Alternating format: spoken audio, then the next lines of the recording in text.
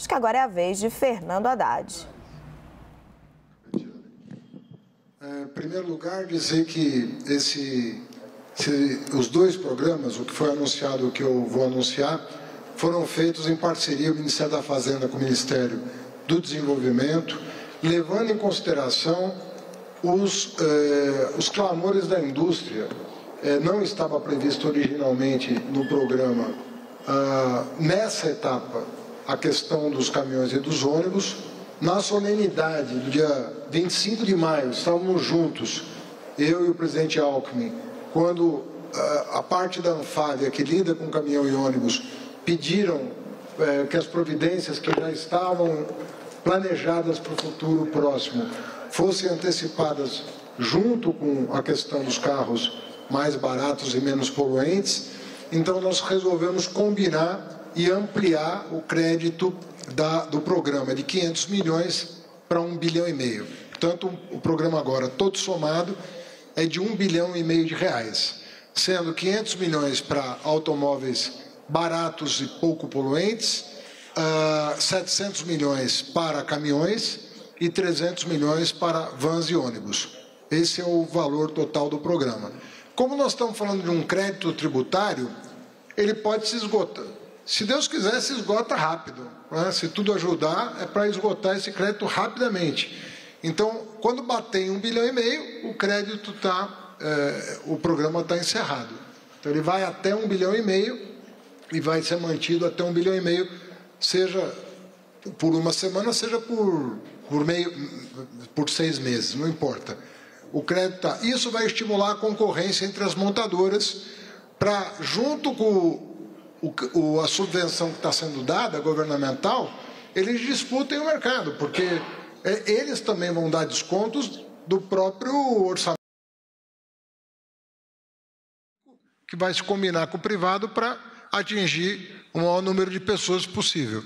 Então, você vai estimular. No caso do caminhão e do ônibus, tem uma vantagem para aquele que tem um veículo de mais de 20 anos, porque nem sempre essa pessoa encontra demanda pelo seu veículo. Esse programa vai aumentar a demanda por veículos velhos, para retirá-los de circulação. Esse é o objetivo do programa. Então, você subvenciona o novo e aumenta a demanda pelo veículo velho para retirá-lo de circulação. É uma obrigatoriedade da subvenção. Com isso, a gente vai tirar um caminhão, um ônibus de mais de 20 anos de circulação, problemas de segurança, de poluição, problemas tecnológicos, problemas os mais diversos, e vai colocar um veículo de última geração do ponto de vista ambiental em circulação. Vocês sabem que o Euro 5 praticamente esgotou no mercado em virtude das decisões do meio ambiente, corretas no sentido ambiental, mas travou as operações do Euro 6, justamente em virtude de como ele tem tecnologia embarcada muito mais sofisticada, ele é de 15% a 30%, né, presidente? Até 30% mais caro. Então, para não paralisar as vendas, mas ao mesmo tempo garantir que o autônomo também seja favorecido, nós criamos essa correia de transmissão, em que um novo acaba favorecendo um bem mais velho que sai de circulação. Quem vendeu o seu caminhão de mais de 20 anos vai vender por um preço um pouco melhor, porque ele não tem demanda, nós estamos criando a demanda por ele, e quem sabe ele consiga comprar um de 17 anos, de 18 anos, que vai vender o seu e comprar um mais novo e assim por diante. Então, você tem uma correia de transmissão, né, de trás para frente, da frente para trás, né, porque você vende o novo e vende o muito velho, e aí essas duas ondas se encontram, criando um círculo virtuoso aí no processo de renovação da frota. Isso vale para ônibus e vale para caminhão. O que nós decidimos fazer? Que também é outra vantagem do programa do ponto de vista macroeconômico. Nós estamos, dos 35 centavos por litro previstos de reoneração do diesel para janeiro, né, pela medida provisória assinada pelo presidente Lula em 1º de janeiro desse ano, nós vamos trazer 11 centavos para daqui a 90 dias, que tem a noventena. E isso vai colaborar para pressão inflacionária de 2024, né, que é um ano que a taxa de juros ainda incide, então você tira pressão inflacionária de 2024, o que é bom para a autoridade monetária, que tem um horizonte de tempo de planejamento mais longo. Você, além de socialmente e ambientalmente sustentável, esse programa se torna fiscalmente sustentável, né? Eu melhoro a arrecadação de 2024, porque o mês de janeiro passa a ter uma arrecadação que não haveria se a reoneração fosse em 1º de janeiro, só conseguiria ter receita a partir de fevereiro, e agora não, eu vou ter já uma receita em janeiro, para além desse 1,5 bilhão que vai financiar o programa. Então, você fecha a conta virtuosamente, estimula contraciclicamente a indústria no momento em que ela está com os pátios lotados, ameaça de férias e demissões, e, como disse o presidente Alckmin, em pouco tempo nós, tudo concorrendo para o que deve ser, vamos ter uma diminuição das taxas de juros e o mercado de crédito para bens duráveis deve voltar à normalidade em algum momento do futuro próximo. Então, essa é a nossa perspectiva. Um programa enxuto, bem financiado, com sustentabilidade ambiental e social e que serve de ponte para um momento em que o crédito volte à normalidade para os bens duráveis. Está muito difícil hoje. O segundo programa é o Desenrola. O Desenrola, eu preciso ser muito claro aqui para que as pessoas tenham claro. O Desenrola, a medida provisória teve que ser assinada hoje, porque tem uma série de providências burocráticas para tomar até a abertura do sistema para os credores, que vai acontecer em julho. Então, em julho, vão ser feitos os leilões de compra dos créditos dos credores que quiserem participar do programa.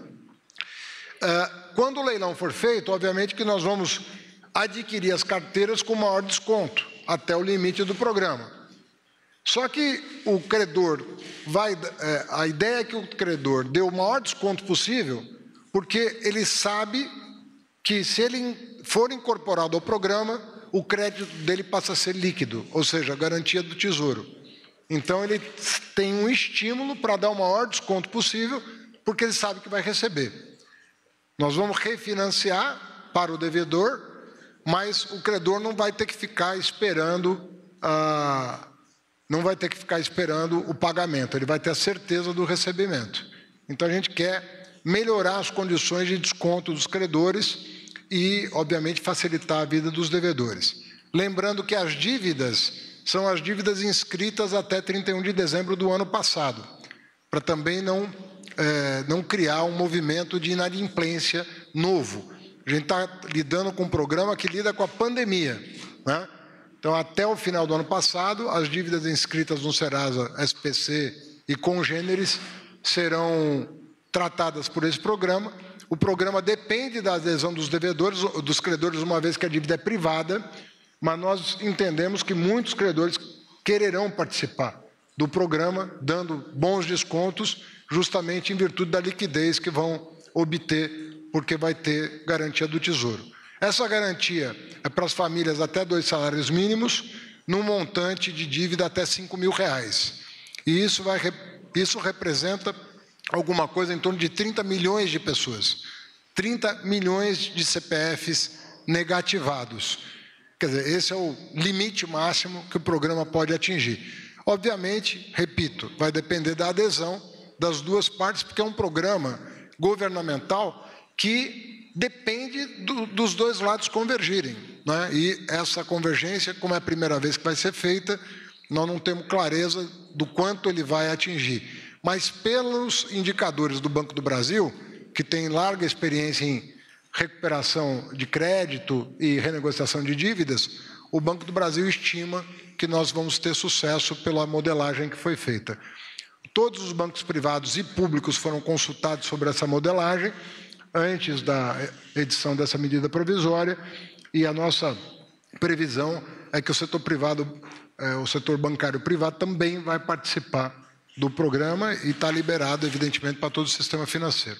De maneira que, no caso dos automóveis, né, dos veículos, eles passam... Hoje ele já está em vigor o programa. No caso do Desenrola, a medida se fez hoje, porque eu tenho que tomar providências para a abertura do sistema a partir de julho, quando nós vamos convidar os credores ao leilão e depois, na sequência, abrimos a negociação com os devedores, com aval do Tesouro, para famílias que estão nessa faixa de renda e débito inscrito nos órgãos de proteção ao crédito. Tá bem?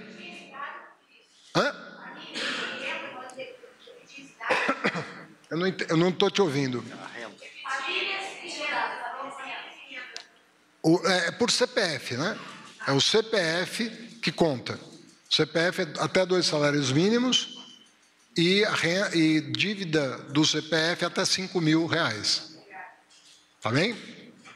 É isso? A gente pode abrir para umas perguntas? Vamos fazer um... Calma aí, aqui primeiro, por favor, lembrem de falar o nome e o veículo. Oi, boa tarde, Bianca Lima da Globo News. São 2 perguntas sobre o Desenrola e uma sobre o pacote para a indústria automobilística.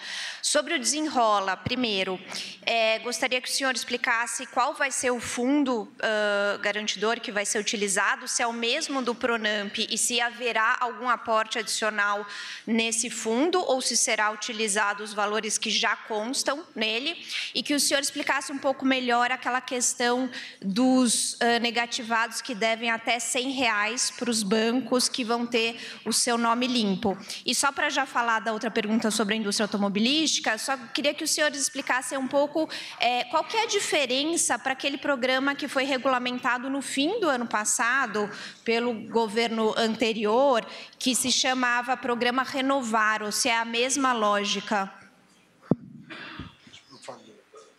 No caso do Desenrola, você tem razão.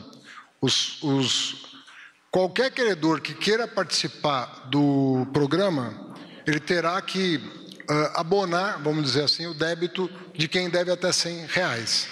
Quer dizer, a ideia é que ele imediatamente já tire o nome do SPC do Serasa para se habilitar a participar do programa. Esse é um dos objetivos nossos. Tem 1,5 milhão de brasileiros nessa situação. Então, nós podemos colocar 1,5 milhão de brasileiros numa situação melhor se essa negativação for cancelada para os pretendentes a participar do programa. E o fundo que vai financiar é o mesmo FGO, porque o FGO, a demanda dele está caindo naturalmente em virtude do fato de que a pandemia terminou e nós estamos falando de pessoas que devem até R$5.000. Quer dizer, são pessoas que não necessariamente têm carteira assinada, são pessoas que vivem dos seus próprios afazeres, são pessoas que estão numa situação de inadimplência, muitas vezes sem acesso a crédito, tanto quanto o microempresário. Então, nós colocamos sob o guarda-chuva do FGO, que está com quase R$10 bilhões ainda de recursos para avalizar os créditos negociados. Tá bem?